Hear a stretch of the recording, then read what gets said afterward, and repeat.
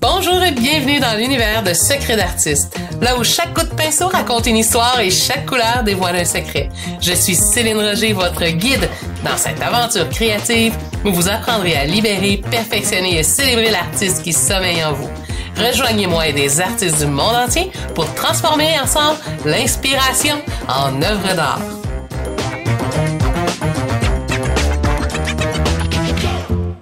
Le pouvoir de la composition. Créer des œuvres inoubliables. Épisode 3. Chers auditeurs, bienvenue à un nouvel épisode de Secrets d'artistes. Aujourd'hui, nous allons plonger au cœur de l'art de la composition en peinture. C'est un sujet qui transcende la simple technique pour devenir l'âme même de nos créations. Imaginez chaque coup de pinceau comme une note dans une symphonie visuelle. Chaque couleur comme un acteur dans une pièce de théâtre visuelle. La composition, c'est l'art de guider les yeux, de créer une histoire, de susciter des émotions. Dans cet épisode, nous allons explorer les secrets, les techniques et les merveilles de la composition artistique. Préparez-vous à être inspiré et à découvrir comment donner vie à vos idées artistiques de manière captivante. Alors, attachez vos tabliers, ouvrez vos palettes, car nous allons entrer dans le monde fascinant de la composition en peinture. Vous êtes-vous déjà senti désemparé face à un tableau? Ou enragé, triste, ou émerveillé, que vous aviez des frissons devant un tableau? Ou vous étiez tout simplement fâché, que vous aviez ressenti de la colère parce que vous ne saviez pas non plus comment finir ou commencer un tableau. C'est toutes des émotions qu'on vit régulièrement en tant qu'artiste ou même en tant qu'amateur d'art lorsqu'on voit ou qu'on regarde un tableau. Je peux vous comprendre parce que je ne sais pas si vous avez déjà eu des coups de cœur par le passé. Dans un symposium, moi, je me souviens d'avoir déjà eu des émotions. J'ai déjà vu des femmes pleurer, éclater en sanglots face à une de mes œuvres. Je me souviens d'une œuvre en particulier, celle-là, mon Dieu, qui avait une énergie particulière. Je pense que chaque personne qui passait devant ce tableau-là, il pouvait pas rester muet ou ça pouvait pas le laisser inaperçu. En fait, c'est ça. C'est ça que je veux vous dire. En fait, c'est qu'on pouvait pas laisser sous silence cette toile-là. En fait, elle nous faisait vivre des émotions. Peu importe les émotions, ça nous faisait vivre des émotions. Pourquoi? Je m'en doute fortement aujourd'hui avec le recul parce que je vivais des émotions et des émotions comme les plus fortes que j'ai jamais eues de ma vie.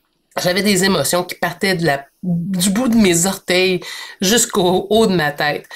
J'étais en état de choc, si on peut dire. En burn-out, pour vous dire bien simplement. Oh my God, que j'en avais vécu, j'avais eu de la tristesse et tout, et ça, on le ressentait dans le tableau. Alors, je sais pas si par le passé, vous avez aussi déjà eu un coup de cœur tout simplement joyeux, parce que c'était un baume pour votre cœur. Ou si vous avez déjà eu un coup de cœur, et que vous avez décidé de ne pas vous procurer ce tableau-là. Et si ça vous est déjà arrivé que vous avez eu un vrai coup de cœur et que vous ne l'avez pas acheté, je suis convaincue aujourd'hui que peu importe depuis combien de temps vous avez eu ce coup de cœur-là, que ça fasse 1 an, 5 ans, 10 ans, 20 ans et même 30 ans, je suis convaincue que vous y pensez encore à ce tableau-là et que vous le regrettez amèrement de ne pas l'avoir acheté. Aïe, aïe, aïe. On a tous vécu ce sentiment-là un jour, d'avoir un petit coup de cœur. Ben, c'est sûr que certains, il faut faire le tour des toiles, là, mais tu sais, il faut faire le tour des symposiums, des expositions et tout ça.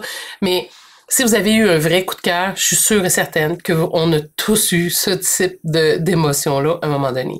C'est pour ça qu'aujourd'hui, quand j'ai un coup de cœur pour un tableau, peu importe que j'aille de la place ou pas sur le mur, je l'achète. Je ne veux plus vivre dans le regret d'avoir laissé un tableau que j'avais un coup de foudre pour. Alors, je vous comprends très bien des fois. Puis des fois, c'est une question monétaire, puis sincèrement, entre vous et moi, c'est pas le but du podcast d'aujourd'hui, mais en parenthèse, on va se le dire, si jamais vous avez un coup de foudre, vous n'avez pas les moyens, parlez avec l'artiste, puis faites une proposition. Habituellement, les artistes sont assez discutables. Hein? Tout peut se dire. Gênez-vous pas. Bref, face à un tableau, parce qu'on va revenir à nos moutons, on parle de composition. On a tous déjà eu un sentiment d'urgence, hein, de finir un tableau ou d'en commencer un. Alors, je sais que des fois, on a un dossier d'artistes qu'on veut présenter pour une exposition, on veut participer à un concours, ou même on a un cadeau à offrir, ou on a une commande. Ah, les commandes, mon Dieu que j'ai ça, je peux-tu vous le dire? Ah, c'est un sentiment de amour-haine en même temps. C'est très flatteur de recevoir une commande. Les gens nous font confiance, mais en même temps, oh mon Dieu que ça nous met de la pression. Ben pour ma part, c'est comme ça. Je me mets moi-même une pression parce que souvent les gens sont magnifiques, sont vraiment fins. Ça arrive quand même qu'il y en a qui sont plus exigeants que d'autres, mais ça fait partie de la game. Mais si ça vous est déjà arrivé, hein, d'avoir ces sentiments-là d'urgence, de finir un tableau, c'est un peu à contre-courant un peu de ce que c'est l'art. Hein. Les artistes, souvent, on veut prendre notre temps, on veut peaufiner, on veut s'inspirer. Ah, et là arrivent des occasions qui nous créent ces sentiments d'urgence-là, qu'il faut se dépêcher. Fait que souvent, qu'est-ce qui arrive en bout de ligne? Ben, ça finit que on finit le tableau, on le signe, mais avec un petit sentiment qu'on aurait peut-être pu faire mieux. Mais à un moment donné, il faut lâcher prise. Hein. Faut signer. Et pour y arriver, puis des fois, on est bloqué. Hein. Quand on a des commandes ou qu'on a des urgences, qu'est-ce qui arrive finalement? Souvent, on va attendre jusqu'à la dernière minute et on dormira pas de la nuit, on va faire le tableau, on va le finir. Parce que là, on n'a plus le choix, faut le sortir. Et c'est pas tout à fait ce qu'on aurait aimé ressortir. On aurait aimé ça, avoir le temps de mettre de l'émotion, de l'ambiance, de le peaufiner, de mettre plus de détails. Si ça vous est déjà arrivé, levez la main, hein. Écrivez-moi votre expérience là-dessus.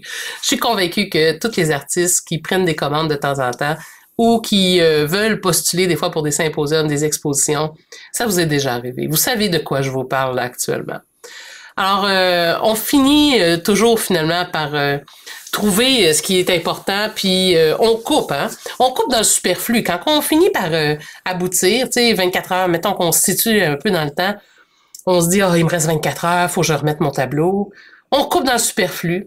On prend des décisions rapides. C'est pas toujours les meilleures, mais on le fait, hein.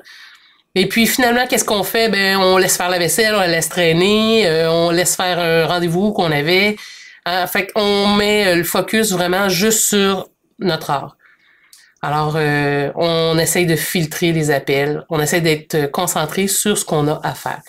Alors, quand on est un artiste et qu'on a le pouvoir de la composition, qu'on sait comment créer un tableau, comment qu'on sait commencer un tableau, les étapes pour passer à l'action, souvent, on va avoir aussi ces moments-là qu'on va pouvoir créer sans trop de stress, sans trop être poussé dans le dos.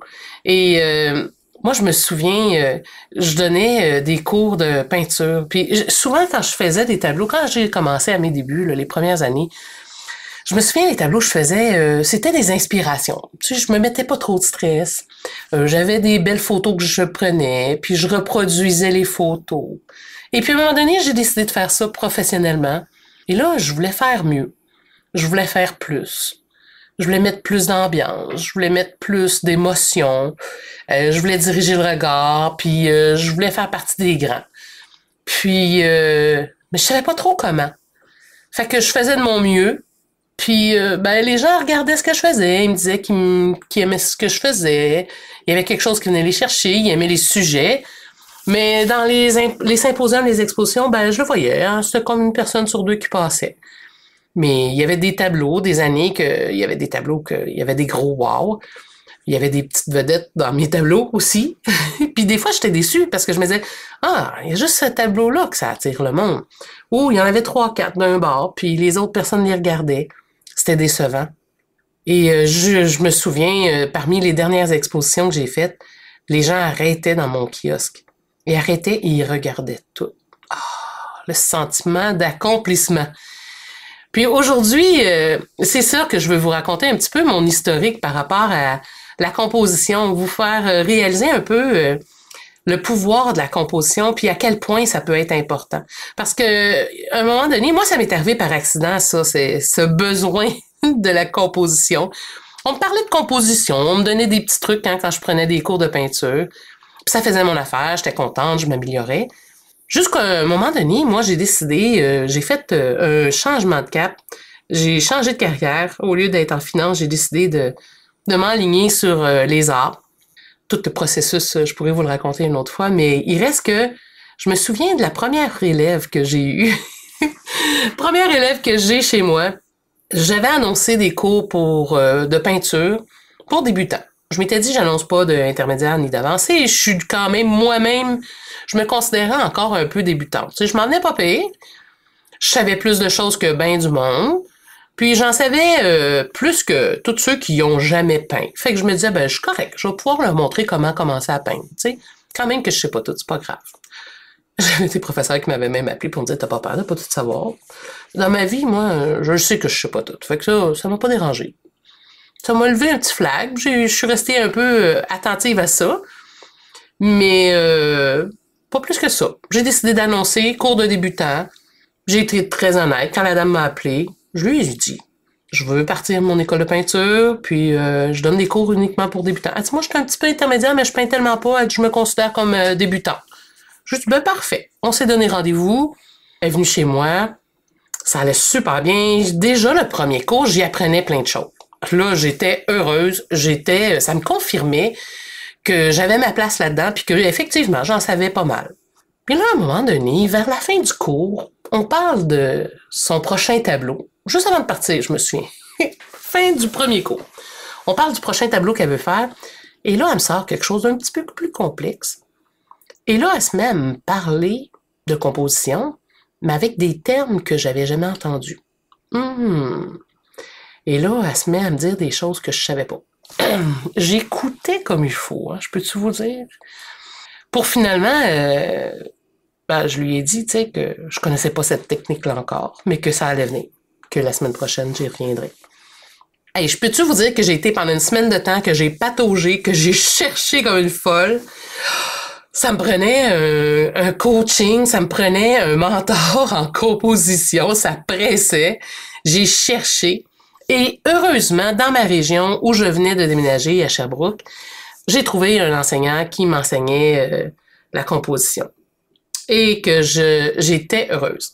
Alors là, j'ai mentionné à mon professeur que je voulais apprendre rapidement. Il me dit, ça tombe bien, je commence une session, je pense que c'était le mardi si je me trompe pas. Et moi, le cours que je donnais, c'était le mercredi. Puis là, j'y ai dit, moi, je suis professeur aussi, tu sais. Parfait, il dit, il n'y a pas de problème, c'est super. Merveilleux. Et j'ai commencé comme ça, hein. Fait que le premier jour, j'ai été chanceuse. La question que la dame m'avait posée, ben, j'avais eu le cours la veille. Alors, je l'enseignais le lendemain. Et j'ai été, tout le long de ma session, en fait, j'ai pris un bon 3 ans de formation complète, une grosse formation qui est reconnue par l'Université de Sherbrooke. J'ai pris cette formation-là et my God que j'en ai appris des choses. Et ça a été le petit coup de pouce qui m'a donné, que m'a donné mon élève, en fait, hein, pour me rendre compte que j'avais besoin d'en savoir plus si je voulais l'enseigner, premièrement. Et sincèrement, j'étais très intéressée moi-même par le sujet parce que je peignais moi-même. Alors, c'est sûr que ça m'a aidé. Mais je peux vous dire que à partir du moment où j'ai pris ces cours de composition-là, au début, je trouvais ça compliqué. Je me souviens. C'était compliqué. Puis je me disais, ah mon Dieu, ça va changer toutes mes affaires. Je veux rester moi-même. J'avais peur. J'étais insécure. Puis je me disais, à quoi ça sert? C'est vraiment important? Puis au fur et à mesure, à un moment donné, j'ai réalisé que plus j'en savais, plus c'était facile de composer mes tableaux parce que j'avais plus besoin de me poser de questions. Dans le sens que, oui, je me posais des questions parce que quand on commence un tableau, on a plein de questions qu'on se pose. Mais les questions étaient déjà écrites. À chaque tableau, c'était la même question qui se répétait tout le temps. Et j'avais juste comme à faire un petit check. Et un coup que ça, c'était réglé, ben après ça, j'avais une autre étape à régler. Un coup que mes émotions que je voulais faire ressentir étaient là, ben je les faisais ressortir. Un coup que j'avais décidé de quelle ambiance je voulais, ben je faisais un petit check. Si je me disais, OK, parfait, où est-ce que je vais placer la profondeur, ma règle des tiers, la direction du regard, où est-ce que je veux l'enligner, ben je cochais toutes les cases. Et puis à un moment donné, ben là, je tombais dans la forme, le dessin, le contraste, l'ambiance, les couleurs, l'équilibre des couleurs.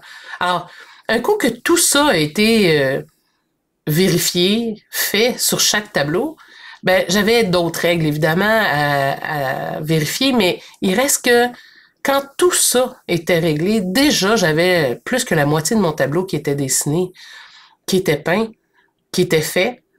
Et après ça, j'avais juste à m'auto-vérifier avec les règles de composition. Alors, ça m'a appris à avoir une structure et après ça, de me laisser aller, mais dans le plaisir. Parce que quand je prends les décisions, au début, j'y pense, j'y réfléchis, je prends des notes, je fais des croquis. Mais un coup que ça c'est fait, après, tout ce que j'ai à faire, c'est de prendre mon pinceau et de m'amuser et juste de pitcher la couleur. Et la couleur, encore là, ça fait partie de la composition. Je l'avais réfléchi tout auparavant, j'avais fait des petites études, des petits tests. Mais quand je tombais sur le tableau, je ne faisais que m'amuser. Je partais la musique, je dansais avec mon pinceau. C'est vraiment, c'est un plaisir peindre pour moi. Alors, la composition m'a vraiment aidé et m'a aidé à devenir de plus en plus autonome et m'a aidé à pouvoir prendre mes décisions. Et quand je prenais des décisions, même s'ils n'étaient pas basées sur la composition, quand je me revérifiais après, je validais ce que je venais de faire. C'était correct ou pas. Et à partir de ce moment-là, peu à peu, à force que j'ai peint de plus en plus, c'était de plus en plus facile parce que j'ai acquéri plusieurs notions au fur et à mesure, puis je me rendais compte d'un symposium à l'autre qu'il y avait de plus en plus de gens qui regardaient longuement mes tableaux et pas juste un. Et que tous mes tableaux, tranquillement, ils devenaient un peu comme moi-même. C'était mon extension, ils me ressemblaient de plus en plus. C'était palpable. Alors, c'était un peu, je pourrais dire, un peu comme une composition. Hein? La composition, les règles de composition pour la peinture, c'est un peu comme si je peux vous faire une petite analogie, c'est un peu comme une partition musicale. On imagine que la toile, c'est une partition musicale. Nos coups de pinceau, c'est les notes. Hein? La composition, c'est la mélodie qui guide le rythme et l'harmonie dans notre œuvre. C'est un peu comme un compositeur qui crée une symphonie puis qui place soigneusement chaque note pour évoquer des émotions chez les auditeurs. Un artiste, ça crée une expérience visuelle en disposant judicieusement les éléments sur la toile. La composition, c'est le chef d'orchestre du tableau. Puis peu à peu, on dirige les regards, puis on crée une harmonie visuelle qui va parler au spectateur. C'est vraiment un peu comme la musique. C'est un peu comme le théâtre, hein? C'est comme une mise en scène en même temps. Hein? Les acteurs, il y a la composition, le scénario, on va placer des couleurs, les acteurs vont raconter une histoire, on va placer des éléments pour composer puis raconter l'histoire. Il va y avoir toutes sortes de formes qui vont prendre vie sur la scène, qui va créer une narration pour le tableau. Hein. Le tableau, c'est la scène, tout simplement. Puis, à partir de là, on va créer des émotions qui vont être différentes pour chaque spectateur. Fait que la pièce de théâtre, c'est un peu une mise en scène pour émouvoir le public. Fait que c'est la musique, le théâtre, la peinture, c'est toute une question de composition aussi. Hein. Chaque artiste va créer sur une certaine base, sur une certaine structure, puis quand on a ça, c'est là qu'on va avoir un fil conducteur. En fait, la composition, c'est ça, c'est le fil conducteur. J'aime ça. Ouais. Alors, je sais pas si ça vous dit, si ça vous parle. Vous savez, au début, je vous ai parlé que je vous parlerais de l'importance de la composition dans la peinture. J'espère que vous avez un peu apprécié toute l'expérience que je vous partage pour vous faire prendre conscience un peu plus au niveau de la composition, à quel point ça peut être important dans vos tableaux. Et ça, peu importe que vous soyez un peintre figuratif ou un peintre qui fait de l'abstraction. Chacune des règles que je peux vous reciter encore un peu, parce que je vous les ai dit, mais rapidement tantôt, ils vont vous aider à créer des œuvres visuellement qui vont être captivantes. Alors, de par la forme, de par le contraste, l'ambiance, l'émotion, puis ça, il faut y penser, puis il faut le vivre pendant qu'on peint, ça va paraître, on va le sentir. Ensuite, vous avez la composition de la couleur, l'équilibre des masses, des formes, l'équilibre des couleurs. Je vous donnerai pas le cours complet, mais quand même, je vous donne des hints parce que c'est important, ces détails-là. Alors, il y a la hiérarchie ensuite de ça. Au niveau de la règle d'or, la profondeur, le rythme, hein? Puis on va diriger le regard, la cohérence dans le style. Alors, tout ça sont des choses pour vous aider vraiment. Et c'est ce que je vous avais promis, de vous parler un petit peu aujourd'hui. Et j'espère que ça va vous avoir aidé. J'aimerais ça, sincèrement, que vous me partagiez votre expérience avec la composition.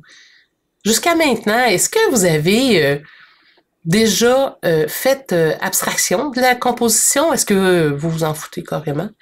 Ou vous essayez de composer, mais que c'est pas facile, tu sais? Ou si vous avez eu des cours sur la composition, et en fait, ce que j'aimerais savoir, c'est si vous avez déjà eu des cours sur la composition, ben qu'est-ce que ça a changé dans votre vie d'artiste?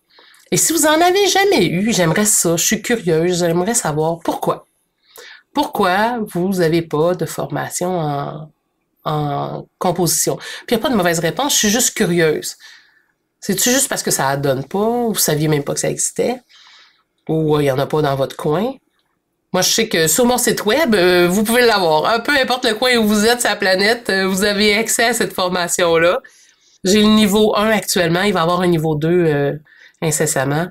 Mais en fait, dans chacun des cours de peinture que j'offre, il n'y a pas juste mon cours de composition, mais dans chacun de mes cours de peinture, que ce soit du pas à pas ou quoi que ce soit, je parle toujours de composition. C'est parce que c'est super important.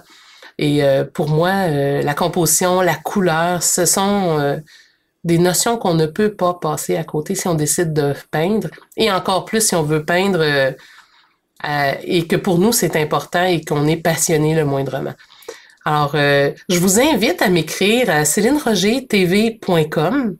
Ça, c'est sur mon site web, hein, célinerogertv.com. Écrivez-moi plutôt à célinerogertv@gmail.com. Vous allez pouvoir m'écrire votre expérience. Écrivez que ça a un rapport avec le podcast 3 dans le titre du courriel, s'il vous plaît. Faites pas juste m'écrire ce que vous en pensez et tout ça, puis pas me dire d'où c'est que ça arrive tout ça, parce qu'avec la quantité de podcasts que j'ai l'intention de faire et des vidéos que je fais régulièrement, si j'ai juste des commentaires puis que je sais pas d'où ça vient, des fois ça peut être un peu mêlant. Aïe, aïe, aïe. Mais j'aime ça, avoir de vos nouvelles, de savoir ce qui vous inspire, ce que vous aimez. Et si jamais vous avez des suggestions de podcasts que vous voulez me faire, gênez-vous pas, écrivez-moi, ça va tellement me faire plaisir. Et j'aimerais aussi savoir si vous aimez les sujets jusqu'à maintenant de mon podcast. Fait que écrivez-moi ça. Et puis, si ça vous dit que vous voulez avoir quelques informations de plus, gênez-vous pas pour me l'écrire en même temps. Et vous pouvez vous abonner à mon infolette, vous allez recevoir des petits vidéos gratuits de temps en temps sur la composition.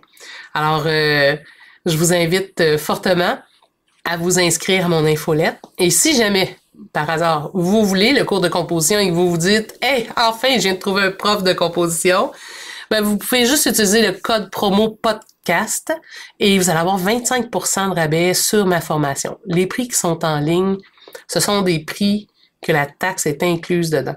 Alors, vous n'avez même pas besoin de rajouter ces montants-là. Au contraire, vous allez diminuer le prix de la formation de 25%, ce qui est un très gros rabais. Mais n'oubliez pas d'écrire le code promo podcast.